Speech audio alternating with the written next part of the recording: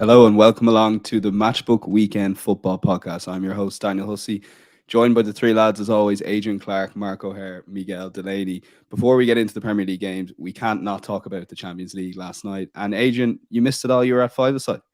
I didn't miss it all. I missed the first half. So I came back and yeah, I mean, it was a great climax, wasn't it? Especially in the Atletico game and the Spurs game.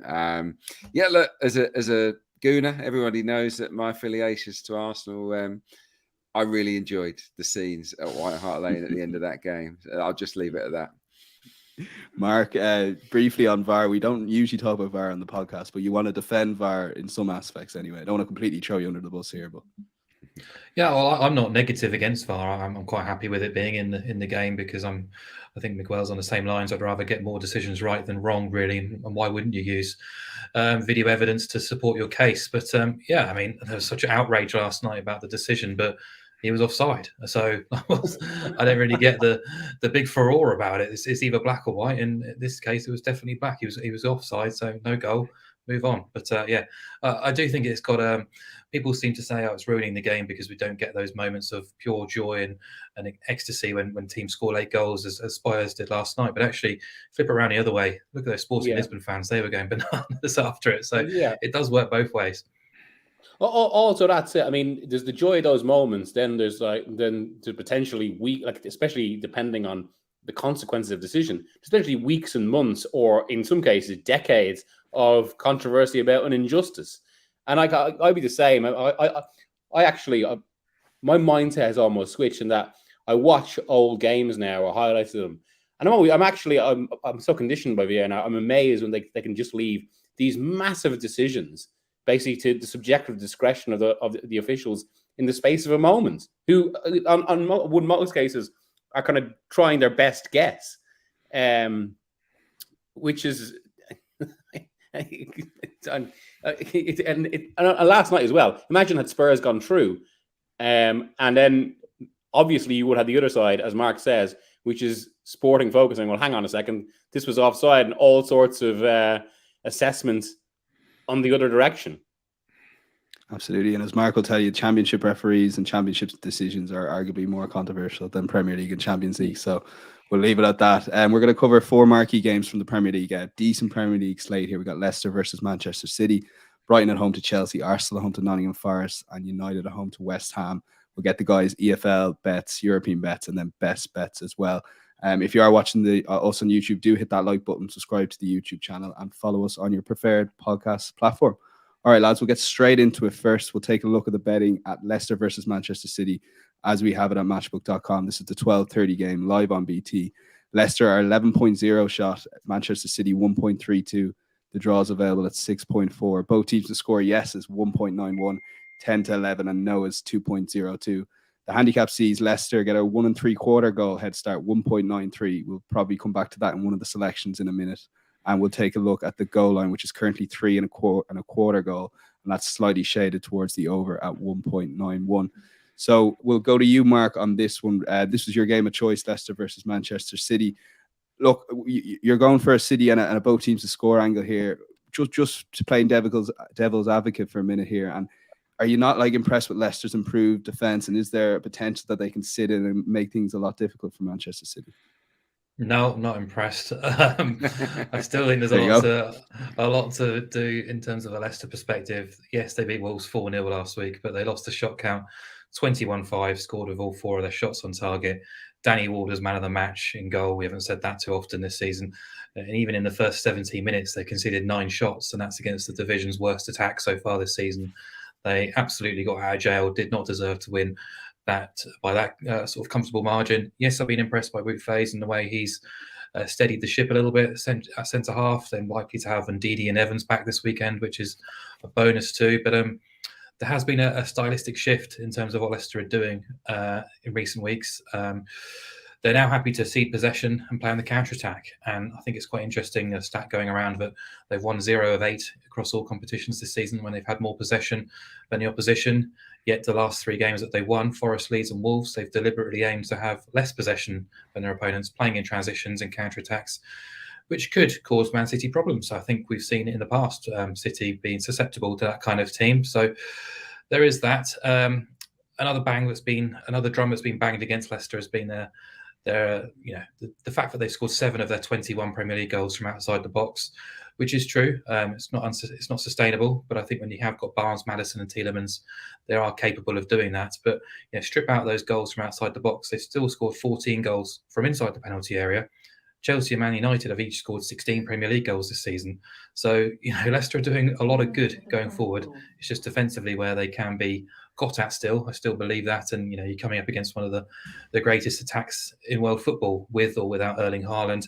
They're still going to be there carving out opportunities. City are averaging over 16 shots per game away from home this season, which is 4 more than the next best. And yes, they've not been their sort of fluent selves. I don't think they needed to at Dortmund midweek. They're already in a position of promise there. Brighton caused them problems last week, but they still did enough to score 3 goals and possibly more. So City away from home against the bottom half tend to do the business pretty comfortably, really. Over the last 2 seasons and a bit, they've won 18, drawn 3 and lost 1 at the bottom 10. Very, very impressive. And just looking through the odds here, it's always quite hard to find something of real value, and City are involved, particularly when they're sort of 1.3 shots. But if you look at the prices, City and over 2.5 goals is obviously too short. But I thought City to win and BTTS at 274 was big. City at 1.31 to win. The goal line, as you said already, is favouring the overs at 3.25. So the market is already anticipating 3.5 goals with City winning and both teams to score as odds on. So, kind of combine it all together and you're getting a 2.74 shot. That's a big increase from City just to win the game at 1.3. Leicester have scored 19 of 25 home games since the start of last season. This season, they've scored at least twice on 7 occasions, including away at Arsenal, Spurs. Should have done so at Chelsea. Lost all of those matches. And City defensively haven't been quite as rock solid as we probably become to expect, which is understandable, really. It's been a hectic campaign. They're playing every couple of days. There's been injuries to that back line too. So, would not be surprised to see Leicester get on the score sheet with City winning this game. I think it's hard to sort of dismiss City at any time, really, particularly when they go into a Leicester team who I still don't rate defensively.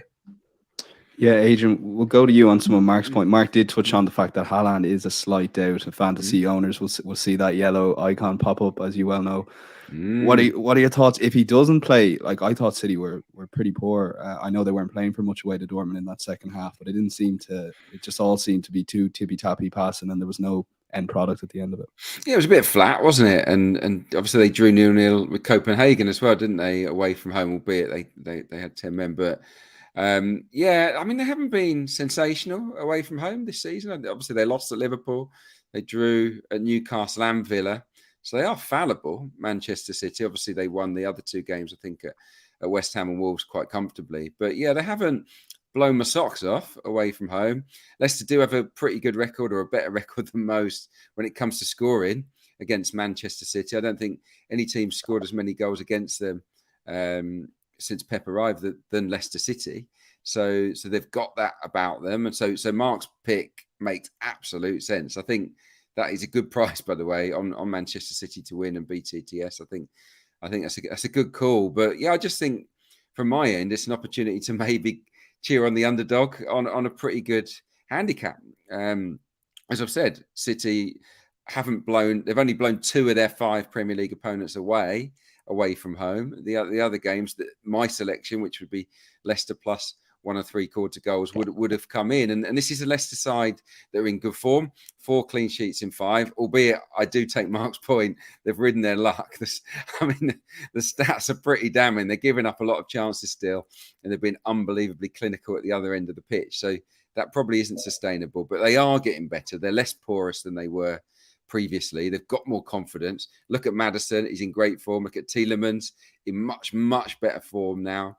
Vardy got his first goal, didn't he, last weekend? And he's hurt City in the past before. And look, if Haaland is missing, and maybe Cancelo as well, that's 2 absolutely key players.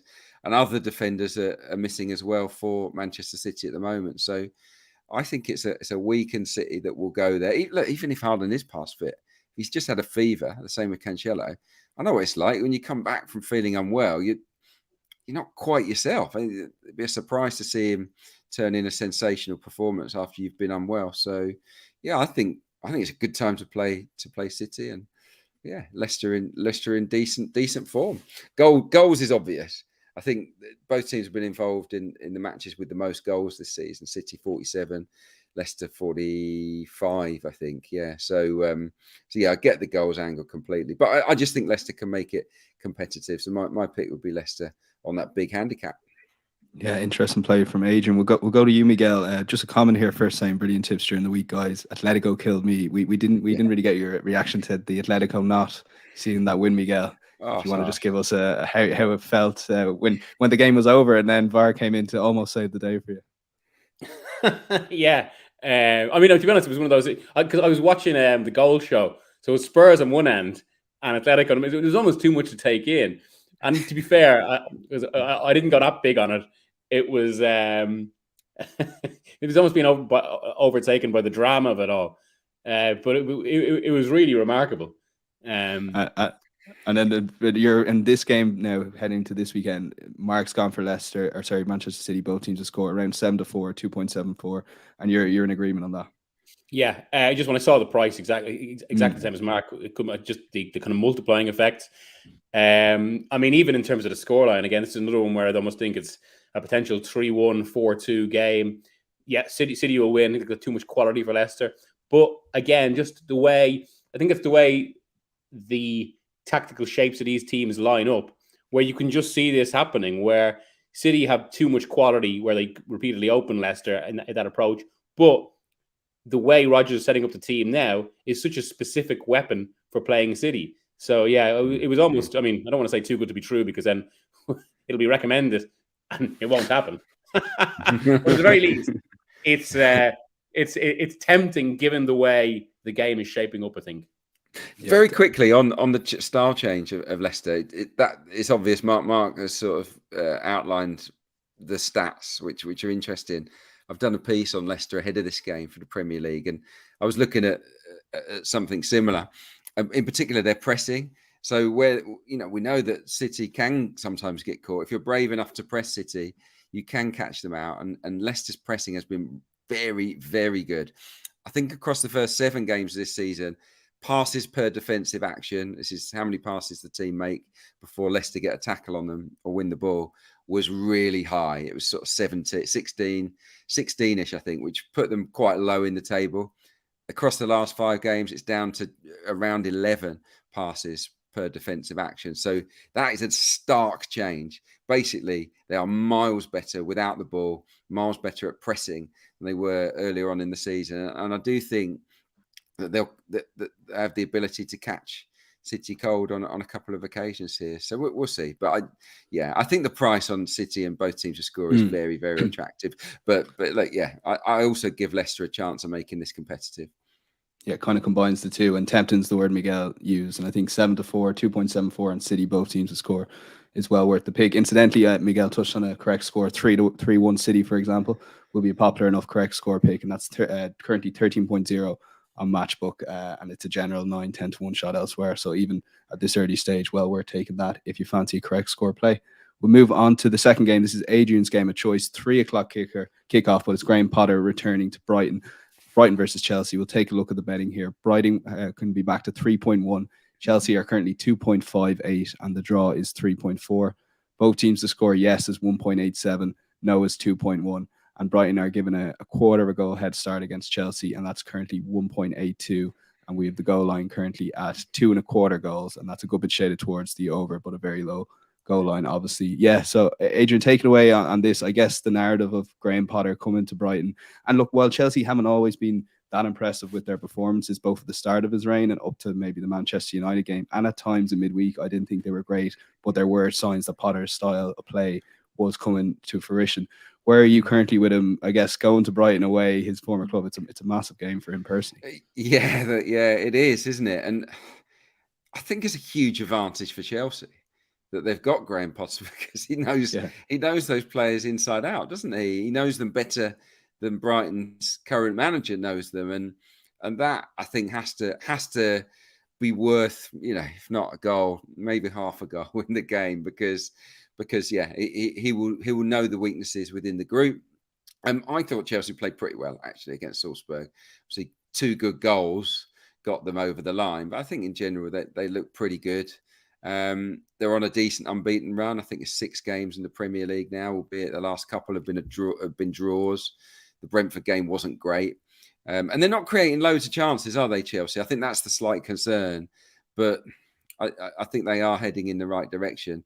And my pick is just Chelsea on the nose, because I thought it was quite a good price. I don't know what Mark would feel about that, but I thought it was a reasonable price for a big hitter going to a Brighton team that haven't really got going. Let's be honest, under De Zerbi, they've failed to win all 5 of his first matches, which isn't a great start.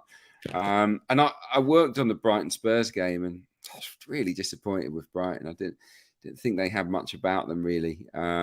Spurs weren't brilliant themselves, but they comfortably held them at bay once they got their noses in front. And that's how I would see this game going. I think it'll be a low-scoring affair, but with not too many chances. Defence is on top, but because of the extra quality that Chelsea have got in forward areas, I would back them to win the game. And Potter's know-how and knowledge of that Brighton team, in my opinion, will be valuable as well. So yeah, Chelsea on the nose for me. Yeah, Chelsea on the nose around the 2.6 mark. Miguel, I think this is a game we always get one of them per podcast where we show the guys' betting strategy. Adrian in the middle, Mark a little bit more defensive. But tell us about your offensive play here on Chelsea. Yeah, I mean, Adrian's right. Chelsea maybe not creating as many chances as you would want.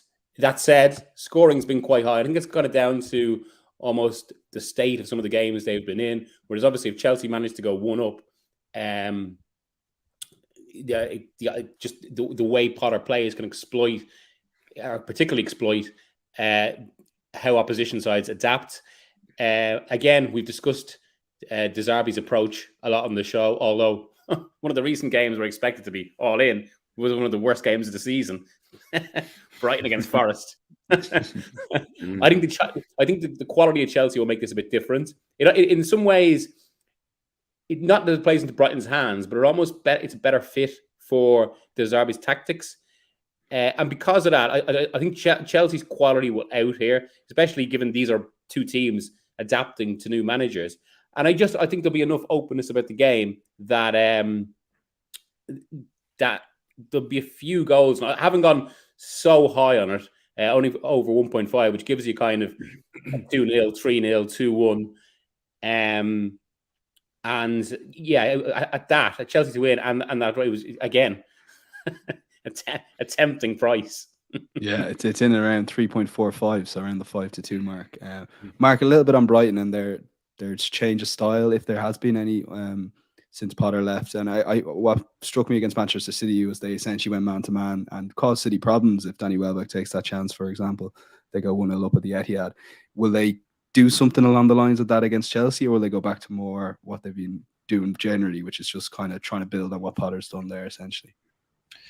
Hard to know. I think De Zerbi he tends to be proactive in his approach, and I was as disappointed as Adrian was with their performance against Spurs. But apart from that, they have been front foot and they have been pretty good throughout his 5 games, despite not getting results. And they scored just 1 goal since the 3-3 draw at Anfield.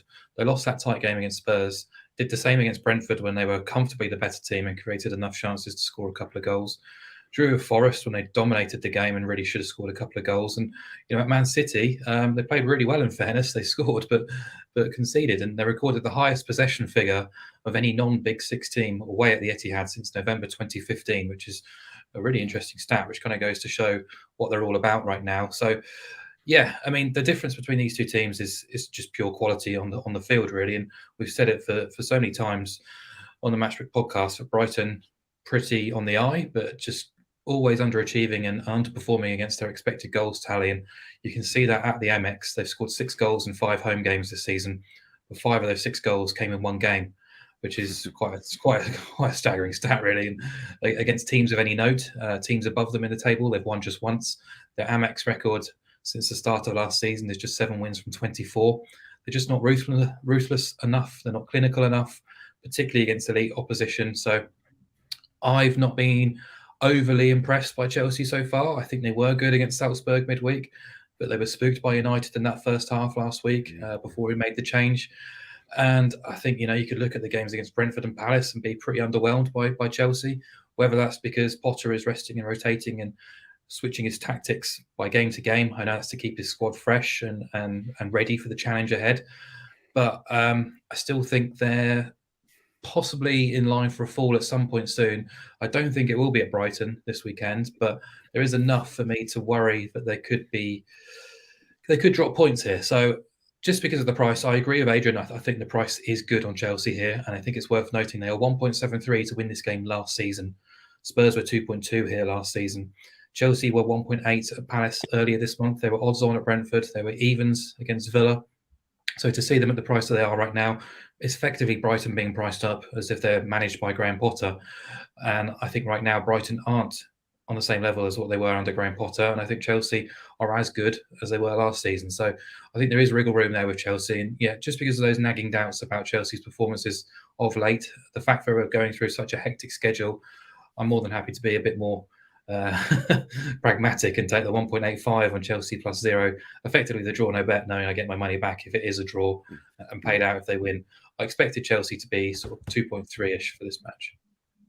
Yeah, just one stat that I forgot to drop in. Brighton's record against Chelsea, not the best. They have led for 0 minutes, not a single minute of all 10 Premier League games against Chelsea. They've never ever been in front of Chelsea. So yeah, if you're back in the Seagulls, maybe that'll put a little doubt in your head. Given it's Adrian's game of choice and the last minute stat there, I'll lean on him on the match odds at 2.58. But Mark's makes some good points that look, you're getting 1.88 on a draw no bet or a little bit bigger. Yeah. If that's your kind of angle, considering the price on Chelsea, I think it's well worth the play as well. So we'll move on to Miguel's game of choice. It's the third game, Arsenal versus Nottingham Forest at 2:00 Sunday. Another game not on television on a Sunday, which will cause a bit of controversy in the UK and Ireland. We'll take a look at the betting. Arsenal are 1.22. Forest are big price, 17.5. Draws available at 8.0. Both teams to score yes is 2.26 and no is 1.73. And Forest are getting a 2-goal head start in the Asian handicap line, 1.89. The goal line, incidentally, is 3, and that's a good bit shaded towards the over. So, Miguel, you touched on your Brighton Forest bet, and I think that came in the midst of Steve Cooper essentially completely thrown his playbook out of the play, like basically deciding to park the bus or try and build from the back. With a solid defence, and it seems to have worked for them, and I think there was no better proof of that than Saturday when they beat Liverpool. Going into this game, can you see them causing Arsenal problems? I know Arsenal have been very good at the Emirates. Yeah, well, I think there's two sides to that as well, and I think you're right. I think it's something I've learned the hard way the last 2 weeks. I think the previous previous expectations we could have of Forest, which is a lot of high-scoring games, a porous team, then willing to attack, probably maybe it's worth looking how things develop over the next few weeks, because Cooper has clearly changed approach, having been given the contract renewal. So that's interesting there. On the other side, there is just that slight sense that Arsenal are running out of that early season momentum, because it did propel them. Now, from that perspective, it's where the World Cup might actually help Arsenal, but that's a bigger discussion. But for now, they were poor against Leeds, I thought. Got the result. And it was one of those games where you can read it either way, but it kind of depends on what next. Either it was a performance that suggested things are beginning to level out here and they're going to have more problems as the next few weeks go on, or it was a developing team learning to win when they weren't playing well. Then they followed it with the Southampton game where they actually went ahead, didn't build on it again, some of the similar issues. And there's just that sense now. I'd be a little bit concerned with how their attacking has run out of force, or run out that early abandon you sometimes see in the first few weeks of the season has gone. Inevitably, but it always happens. But it's possible that the depth issues in their squad are being revealed. And it's why suddenly this is actually, I think, in an underappreciated way, and certainly very different to a few weeks ago, this is a really interesting match for what's going to come next in the Premier League at both ends of the table.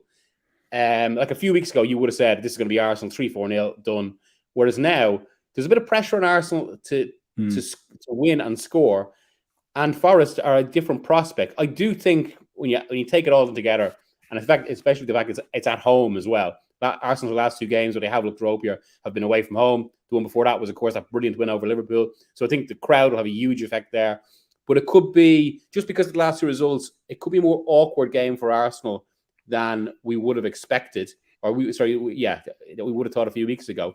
And I mean, if it was like asked to predict the score, I'd be going 1-0, 2-0 Arsenal, which is why Arsenal and under 3.5 feels like a decent bet.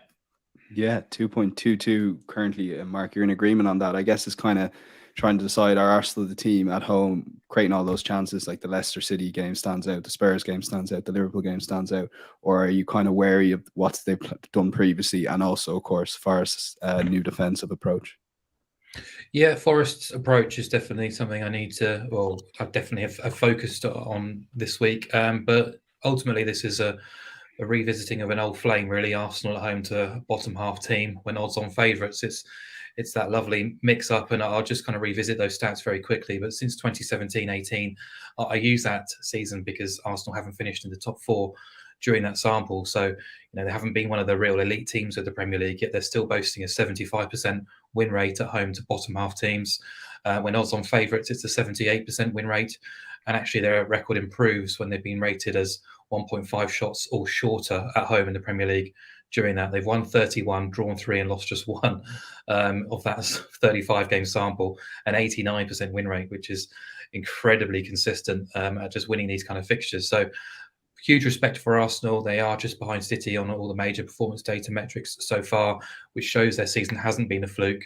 They were a little bit profligate at Saints last weekend.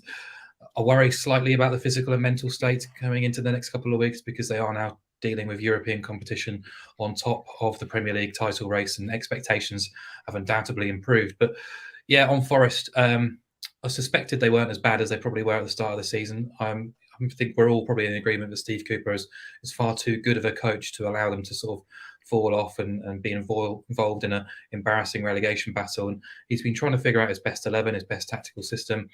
They were completely justified in beating Liverpool last week. He gave away next to nothing from open play.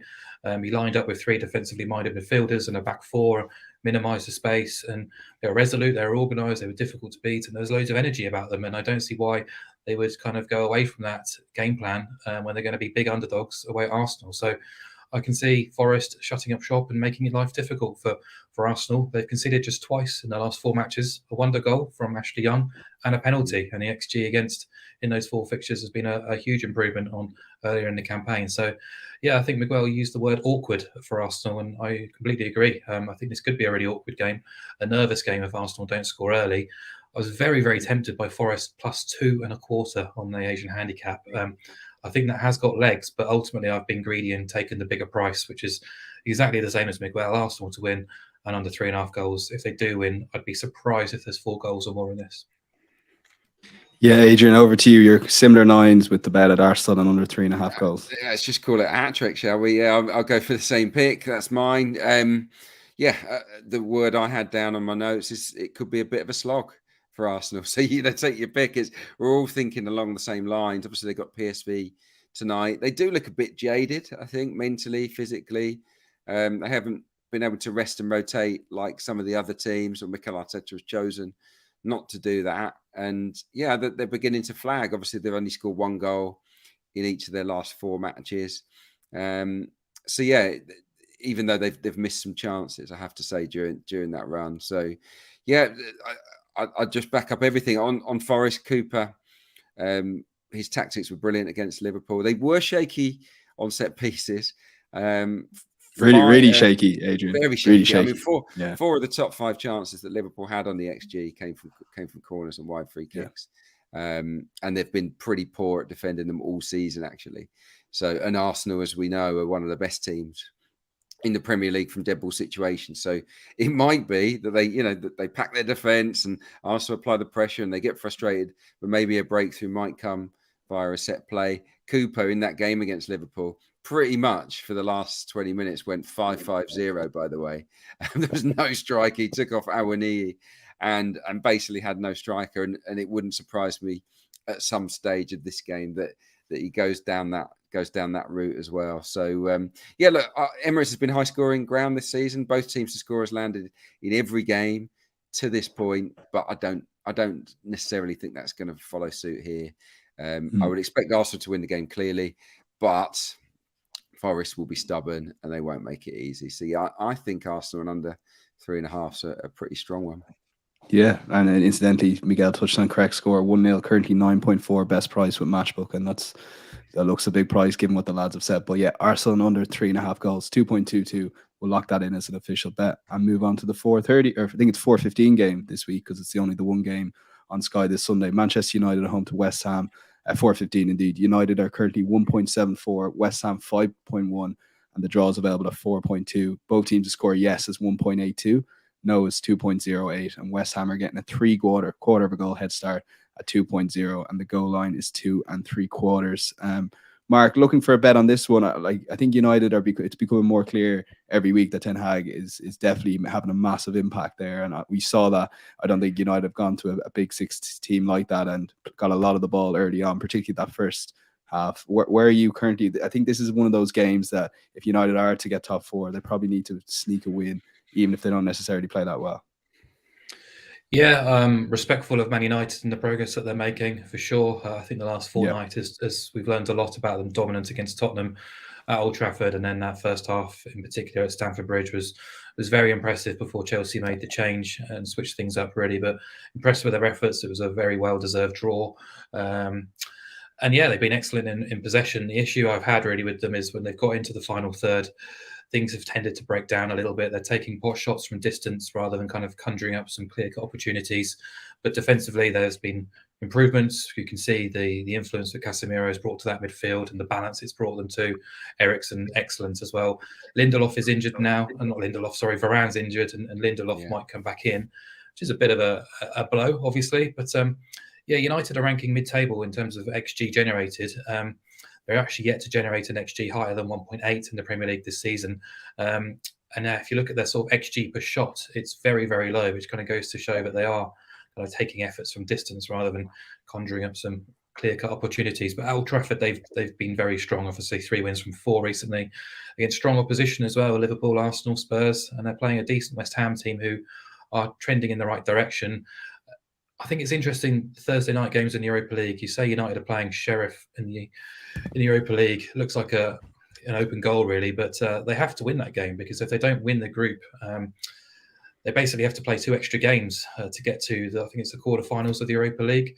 If they win the group, they obviously bypass the first stage of the knockout rounds come 2023. So there is reason for them to go out and try and win that game, whereas West Ham are in a much stronger position in their Europa Conference League game at home against a Danish team, Silkeborg.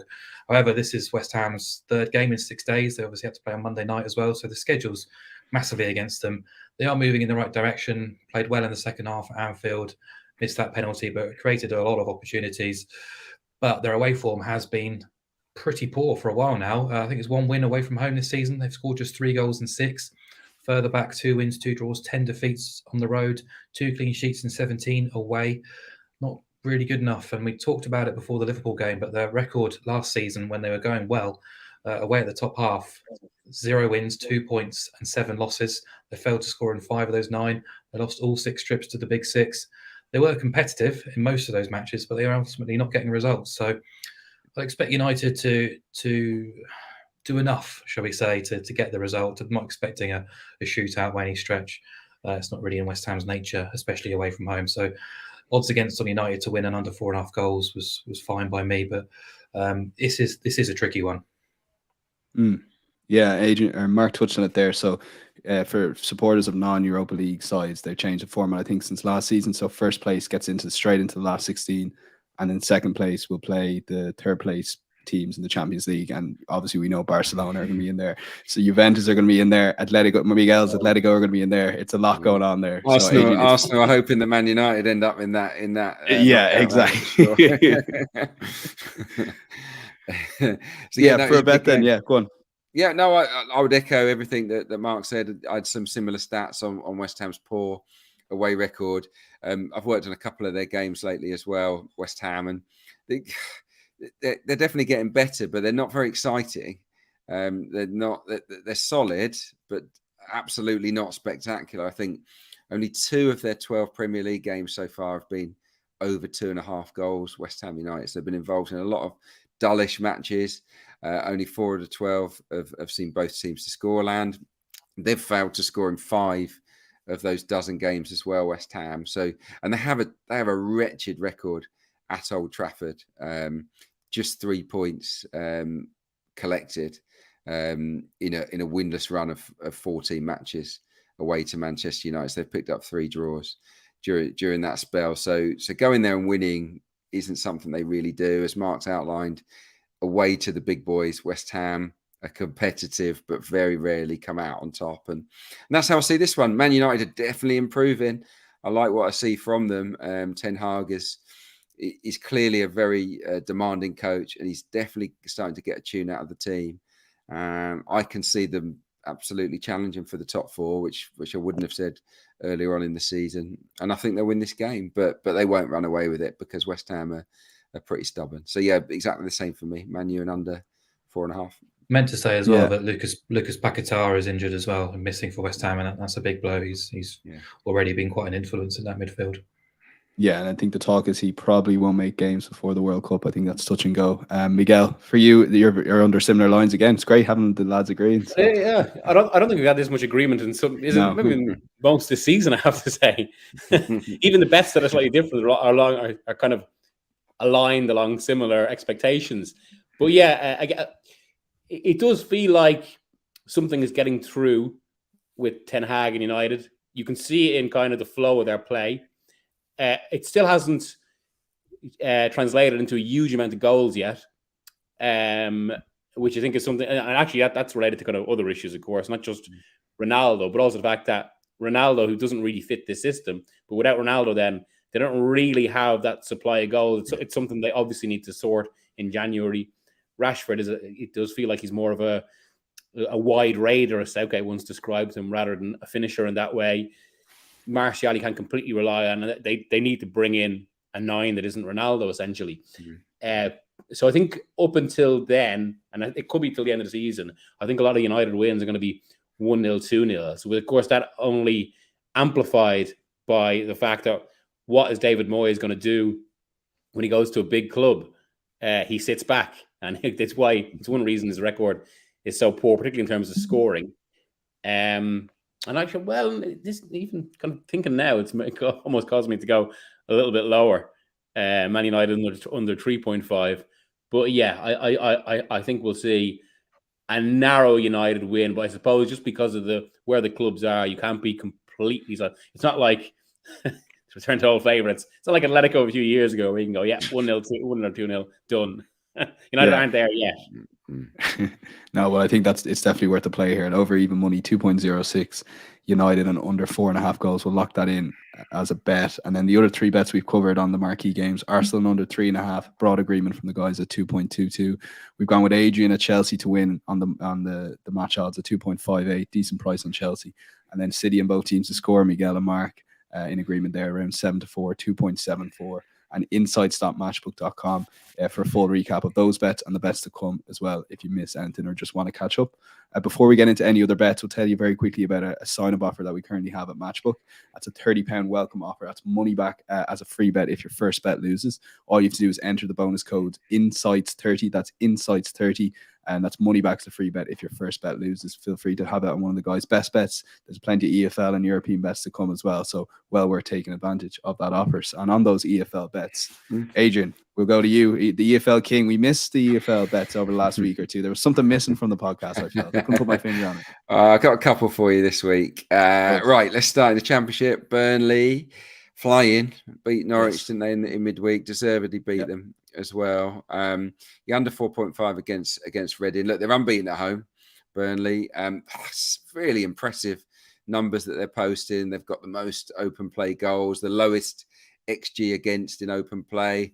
They're a wonderful pressing team. They keep the ball superbly. That Vincent Kompany is doing a good job at Burnley. He's basically revamped the style completely and got results to go with it in what is, I've got to say, a pretty weak Championship this season. I mean, Mark might disagree with his beloved QPR flying so high.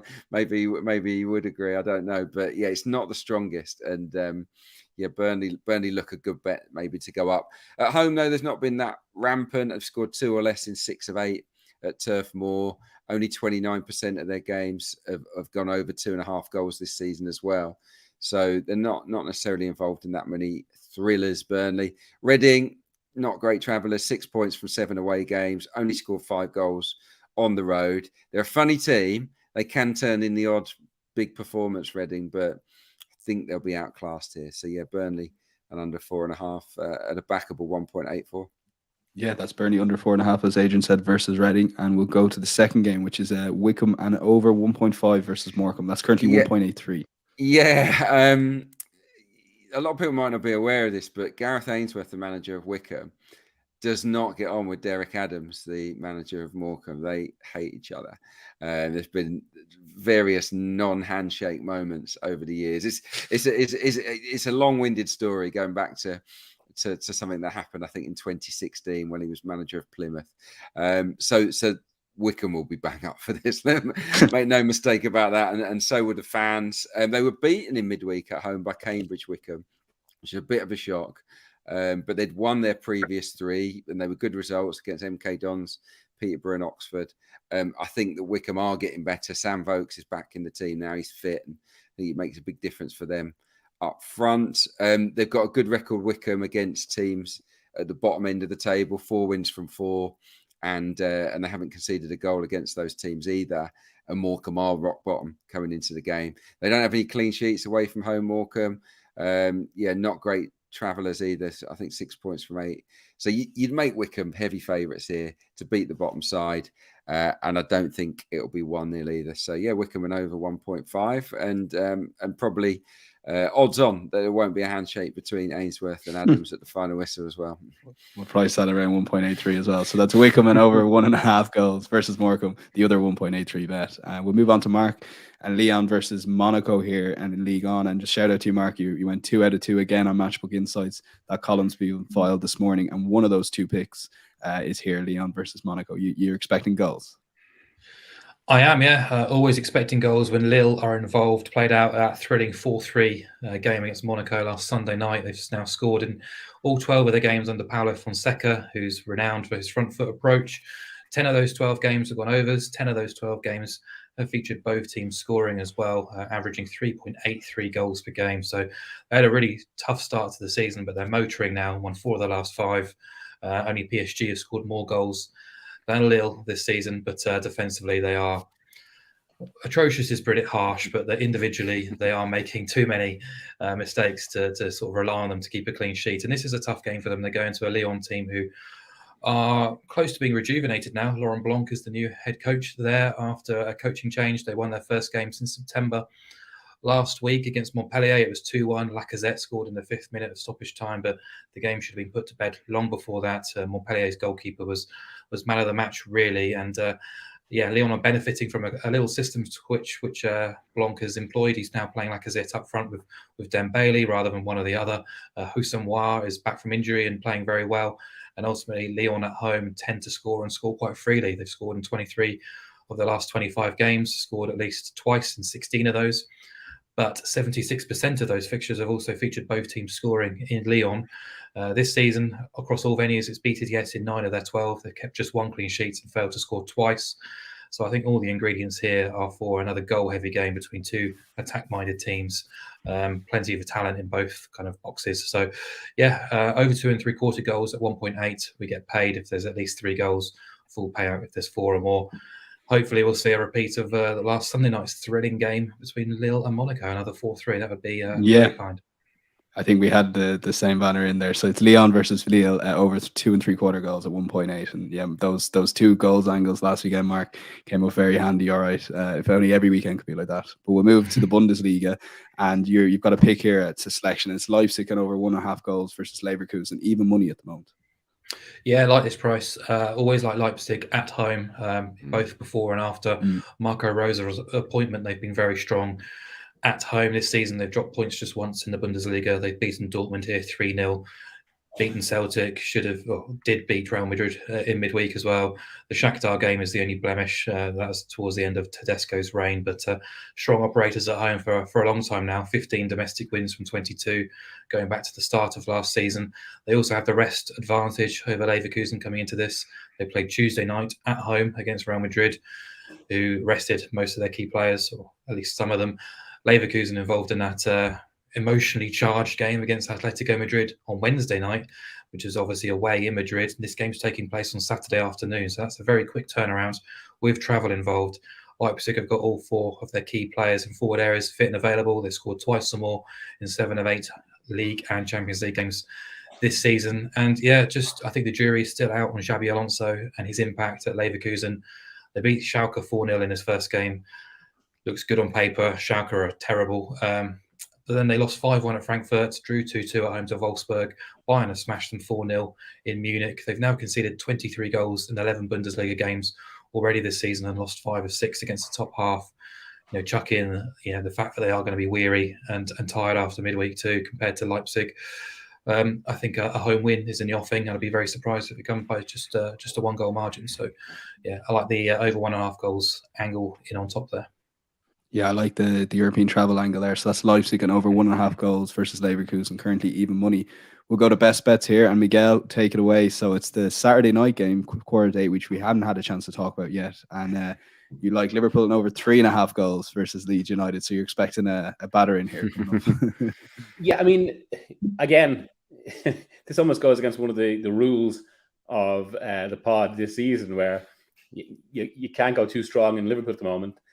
That said, if whatever about Liverpool, Leeds right now, actually, you can back against Leeds because they look a team that's lost at the moment. One of those sides that really is at that point where you feel the only thing that can just change things is a managerial change, because it feels like it's gone past that point of no return a bit.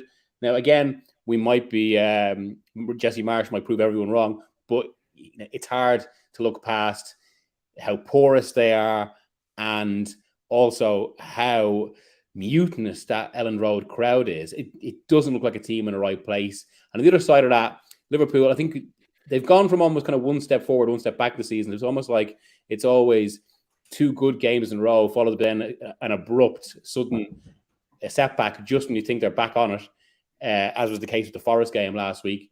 But they recovered well against Ajax.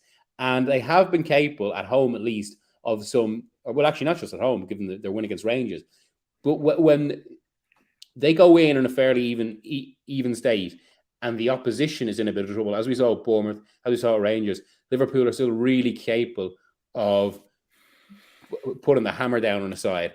And it's just what my thinking, especially given that I think it feels like there's a little bit of rage about Liverpool this season, and that they've been so frustrated when games that have gone badly in the response to them, that when they do get a game that's going right, it feels like they're absolutely ruthless.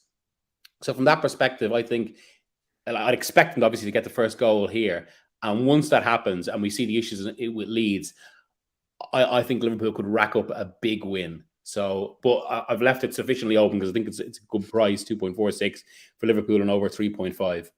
Yeah, that's almost 6-4. We got a comment in here saying Liverpool and over 2.5. It's not enough for Miguel, and that's fact. It isn't. So we got to lock in his best bet. He likes to swing it. He likes to take a big swing, doesn't he? Miguel, yeah. I love it. It's going to be 4-0 for sure. Adrian, over to you for your best bet. It's Fulham versus Everton here. Over 2.5 goals. 2 sides that have definitely been improved performances last week for Everton, and Fulham for the last few weeks. Yeah, Fulham have been remarkably entertaining, haven't they, this season? Surprisingly so. Their matches have averaged 3.67 goals, and that actually turns into an average of 4 goals a game for matches at Craven Cottage. So it's they're getting good value for money down there by the River Thames, even though the ticket prices are a little bit steep. They're seeing plenty of goals. They are the overs kings, Fulham. 11 of their 12 matches so far this season have eclipsed 2.5 goals. And I think that this one will follow suit. I think Everton are starting to find a bit of confidence. Good win, wasn't it, against Palace? Played pretty well. Calvert-Lewin's back. Gordon's back in the team. So I think they've got a little bit more firepower, and I would sense that Frank Lampard will not be too defensive in the game. I think that he will see this as a match where they can take 3 points. I think he'll be slightly more positive with his tactics, because the bottom line is Fulham don't have a good defence, and Marco Silva knows that Fulham don't have a good defence, which is why he's gone for this kind of front foot style. It's like, we're going to outscore you. We're going to play with a bit of bravery and make sure that we get at least 1 or 2 goals on the board, so that, you know, when we inevitably concede one at the other end, it's not always going to cost us the game. If you look at the expected goals against, both teams are top 2. Fulham are the highest in the Premier League. 16.86 goals, expected goals against. They've conceded pretty much that.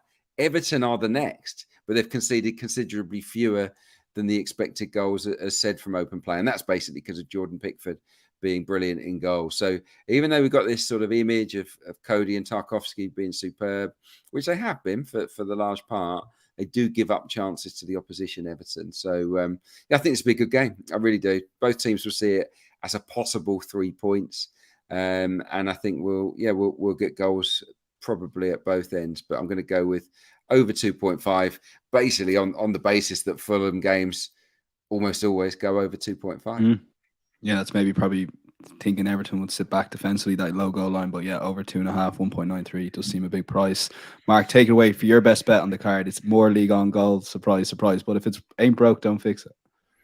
Exactly, and I think they've been underrated in the game between Brest and Rams on Sunday.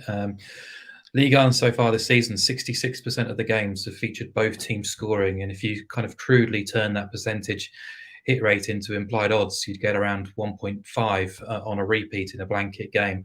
Obviously, that's not how you price up matches, but it gives you an idea of potential prices here, and we're getting 1.8 or very close to it on both teams scoring in this match between two teams who I think will take a front foot approach. Both have recently sacked their managers and employed new coaches with new ideas and new systems. Brest were bottom of the league when Miguel was let go. Injuries have pay their price really, but they haven't been good enough going forward. They are a team who tends to play front foot football, but they haven't been overwhelming this season, yet they still managed to score goals. And the temporary head coach is a bit of a club legend, has switched the system to 4-3-3. They lost 4-1 in the first game against Nantes, but bounced back last weekend with a 3-1 win against Clermont. Played much better. It means 9 of their opening 12 games have seen both teams scoring. Half of those fixtures have gone over 3.5 goals. And they're playing a Rams team who removed Oscar Garcia last weekend. Again, had big injuries to their squad. A really awful goalkeeper between the sticks has paid his price, really. But they've had desperate discipline as well. They've had 8 red cards already this season, which is crazy considering we're not even at November yet. But they've employed a new Belgian coach, William Still. I don't know huge amounts about him, but he's changed the system and style, and also spoken about his preference for them to play more penetrative football in possession. They won 2-1 against Auxerre last weekend, created cutting loads and loads of opportunities in the final third, and they basically got the best front two in the bottom half of Ligue 1 in Balogun and Ito. They scored 11 of their team's 14 goals this season. They offer a real threat when Rams go forward. Rams have scored in 8 of 12. They've seen 8 of 12 feature both teams scoring as well. It means the two teams have collectively kept just 2 clean sheets, scored in 17 of 24, and BTTS has copped in 17 of 24. That is a 71% hit rate, which is above the league average, and obviously gives us a nice 1.8 shot. So, yeah, even if my XG model suggests this price should be below 1.7, so happy to be on board at close to 1.8. Yeah, close to 1.8, as Mark says. Brest versus Rams, currently at 1.79 on Matchbook. We're done. My thanks to Adrian, my thanks to Miguel, my thanks to Mark. We'll be back on Monday for the Champions League podcast. But for now, enjoy the weekend's football. Take care, and we'll chat to you on Monday.